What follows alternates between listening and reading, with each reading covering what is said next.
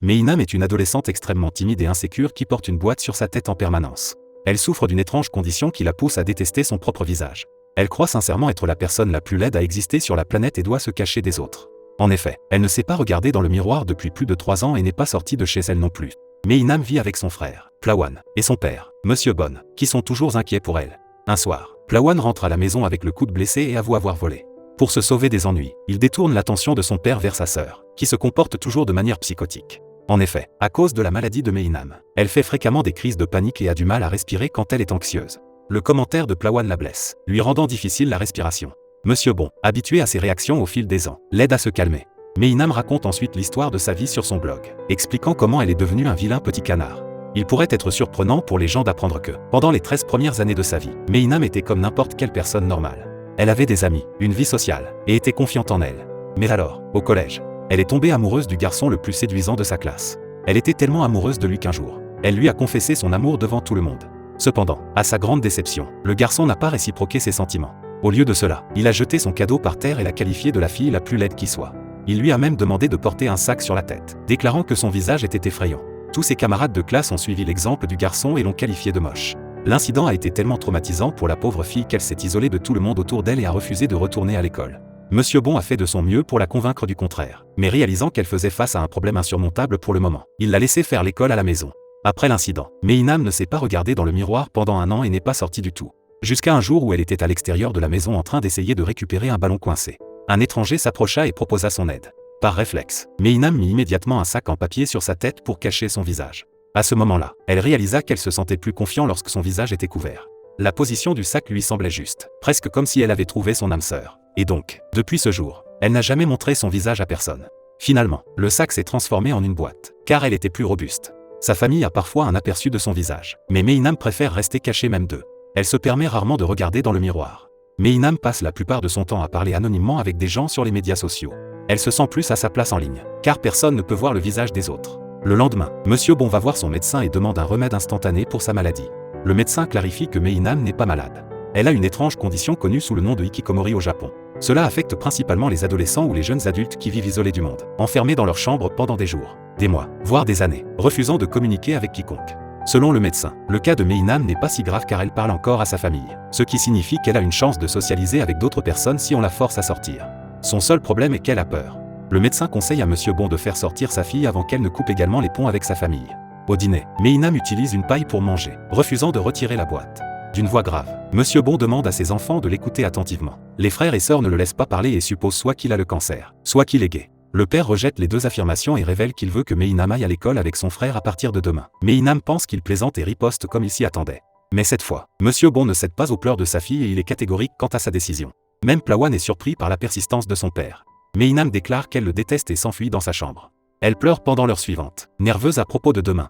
Elle est certaine que tout le monde se moquera d'elle à cause de la boîte. Pourtant, elle préfère être victime de moqueries plutôt qu'on la qualifie de moche. Pour la réconforter, Plawan lui apporte une nouvelle boîte pour remplacer l'ancienne et propose de l'aider à la décorer. Ensuite, elle enlève la boîte pour la première fois et révèle son visage qui est tout sauf laid. Plawan lui assure qu'il ne laissera pas les gens se moquer d'elle. Mais cela ne la réconforte pas. Les frères et sœurs décorent ensuite la nouvelle boîte de Meinam. Le lendemain matin, Monsieur Bon emmène ses enfants à l'école, tandis que Plawan descend de la voiture pour y entrer. Meinam commence à hyperventiler sous sa boîte. Son père joue alors de la musique apaisante pour l'aider et la motiver à entrer. Une fois qu'elle reprend ses sens, Meinam s'excuse d'avoir dit des choses méchantes la veille et le remercie pour tout ce qu'il fait pour elle. Dès qu'elle sort, Monsieur Bon fonde également en larmes, inquiet pour sa fille. Avant d'entrer dans sa nouvelle école, Meinam retient son souffle et finit par y entrer. La grande boîte lumineuse sur sa tête ne passe pas inaperçue. Tout le monde commence à la pointer du doigt et chuchoter, ce qui la fait paniquer encore plus. Leur rire lui rappelle le jour où elle a été humiliée il y a toutes ces années. Meinam a le vertige et est sur le point de s'évanouir. Mais un garçon vient à son secours juste à temps. Lui aussi porte un casque, ce qui la rassure un peu. Le garçon se présente comme Minton, mais elle devient nerveuse et s'enfuit. Pendant ce temps, elle percute accidentellement le gars le plus populaire de l'école, Zero. Lui et son groupe d'amis lui demandent d'enlever la boîte, curieux de connaître son apparence. Lorsque Meinam refuse de le faire, il l'encercle et essaie de la forcer à l'enlever.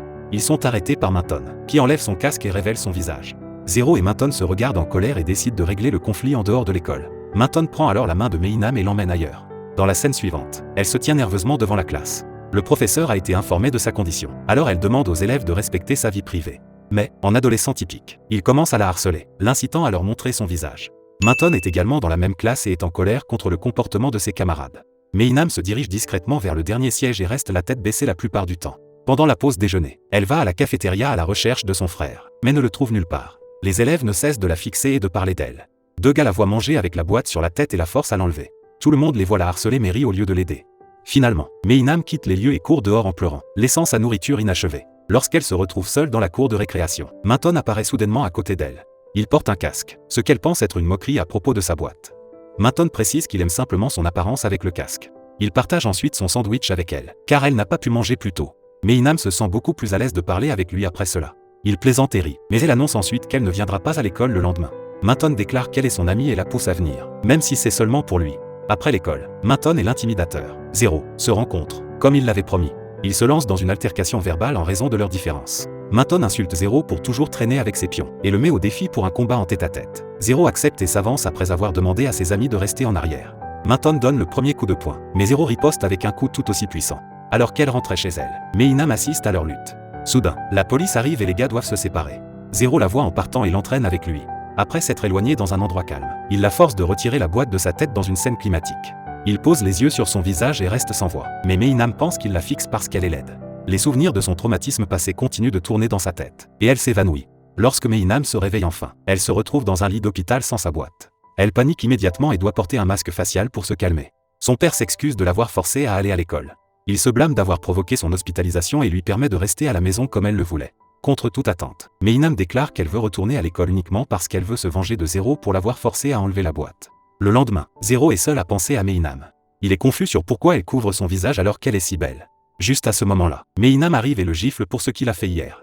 Lorsque ses pions essaient de s'approcher d'elle, Zero les arrête. Il essaie encore une fois de lui enlever le masque, mais Minton l'en empêche. Il se lance dans une autre bagarre à cause d'elle, mais elle les arrête tous les deux et les emmène à l'écart. À ce stade, la nouvelle de deux beaux gars, se battant pour la fille à la tête en boîte, circule dans l'école.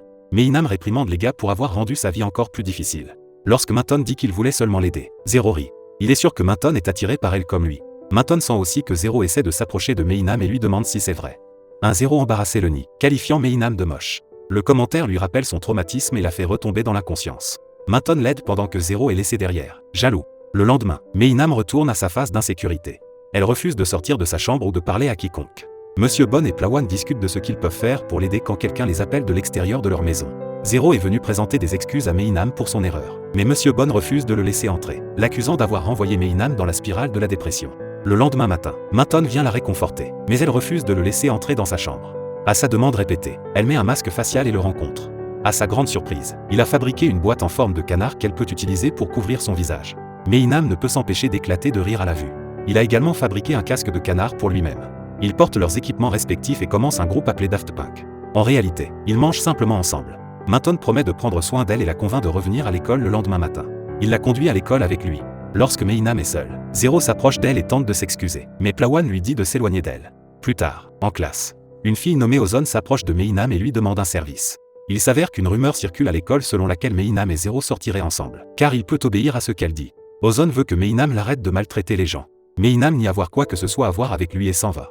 Même pendant la pause déjeuner, une foule de gens lui demandent des faveurs similaires, mais elle les refuse tous. Alors qu'elle pensait être seule, Ozone l'informe que Zero est en train de frapper son frère. En courant pour vérifier si c'est vrai, elle le trouve au sol, battu par les amis de Zero. Ce dernier les arrête et prétend que Plawan a commencé la bagarre. Une Meinam furieuse le confronte en tant que voleur qui maltraite les étudiants faibles pour de l'argent et des devoirs. Zero regarde ses pions incrédules, car il leur avait ordonné de ne jamais maltraiter quelqu'un de plus faible qu'eux. Lorsque Meinam lui demande d'arrêter de faire du mal aux gens, il lui propose d'enlever sa boîte. Si elle le fait, il promet de ne jamais utiliser la violence à des fins personnelles. Sans autre moyen d'aider tout le monde, Meinam enlève la boîte et révèle son visage. Tout le monde est choqué à la vue. Plus tard, elle serre Minton dans ses bras, pleurant que tout le monde l'a vue aujourd'hui. Il est surpris de la voir pour la première fois, mais se concentre plutôt sur la calmer. Plus tard à la maison, Plawan lui montre tous les commentaires sous une photo que quelqu'un a postée d'elle. Bien que les commentaires soient positifs, cela ne convainc pas Meinam qu'elle est belle. Ensuite, elle entre dans sa chambre et voit la fenêtre ouverte. Zero apparaît de nulle part et lui demande de se taire. Il s'excuse de l'avoir traitée de laide et avoue qu'elle est, en fait, la fille la plus belle qu'il ait jamais vue. Après son départ, ses paroles continuent de résonner dans l'esprit de Meinam. Elle demande à son ami sur internet de regarder une photo d'elle sur la page de l'école. Lorsque l'ami s'extasie sur sa beauté, Meinam réalise enfin qu'ils doivent dire la vérité. Pour la première fois en plus de 3 ans, elle sort un miroir et découvre qu'elle est effectivement belle. Elle n'arrive presque pas à croire ses yeux. Le lendemain, Meinam va à l'école sans la boîte. Tous les élèves la fixent et chuchotent, mais cette fois-ci, ils ne se moquent pas d'elle, mais admirent plutôt sa beauté.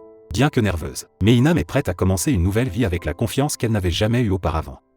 Merci d'avoir regardé la vidéo jusqu'au bout et si elle vous a plu, n'hésitez pas à vous abonner, à activer la cloche des notifications et à lâcher un pouce en l'air pour plus de vidéos comme celle-ci. Sur ce, à la prochaine.